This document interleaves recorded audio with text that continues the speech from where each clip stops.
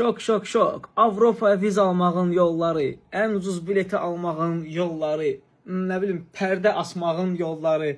Dostlar, bu tip videoları görürsünüz ki, məsələn, səyahətçilər, nə bilim tiktokerlər, blogerlər gedirlər Viyanada dönürlər, nə bilim kofe içən yerdə arxada səs yazmalarla bilet almağın yolları, girirsiniz, nə bilim gecə saat 4-lə oyanıb 6 səhər arası alırsınız falan filan. Dostlar, bunlar hamısı cəfəngiyatdır da. Birinci, heç kim bunu eləmir.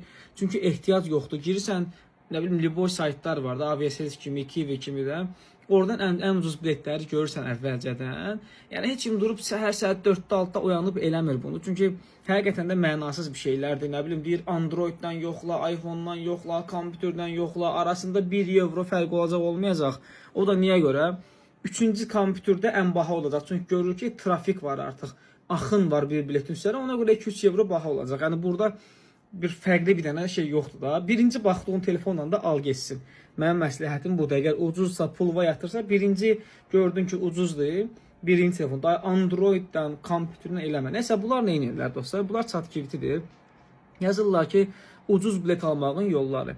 Yazsın ChatGPT-yə, o qız və yaxud da oğlan, o tiktoker, səyahətçi də dırnaq arası nə danışırsa, baxarsan ki, eyni şey ChatGPT sənə deyəcək.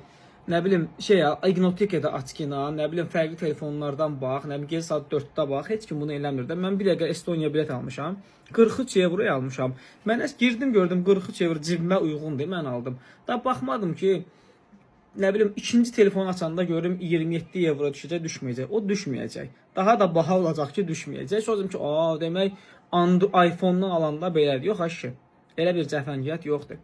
Yəni, bu insanlar nə edirlər? Nəyə oxşayır? Tutaq ki, bir dənə mahnının altına girsən TikTokda, görsən cəmaət oynayır, rəqs. Ona oxşayır ki, bir dənə trend var, onu davam elətdirib, onlardan bir pay alırlar. Məsələn, ona 100.000 baxanda, buna da 10.000 baxılacaq. Amma mənim videolarıma baxanda girib baxırsan ki, qardaş, bu insan paylaşıb da, noyabrın 1-i 2027-ci il miqrasiya qanunları dəyişir. Heç kim bunu hərif-hərif yazmır da. Çünki cəmaət qanundan xəbərsizdir. Amma cəmaət mənə baxırlar, bilirlər ki, məlumat verəcəm bunlara. Güncəl qanunlar məsələn mənim kanalımdadır. Məsələn, o trendi izləyənlər, tamam da, onlara baxa bilərsiniz. Gözünüz açılır ki, ay Allah, Viyanada döndü bu qız. Döndü, nə bilim, belənçi ilə, sevgilisi ilə belə dedi.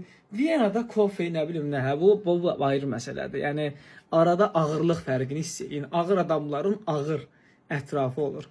Yüngül adamların yüngül ətrafı olur. Hələlik.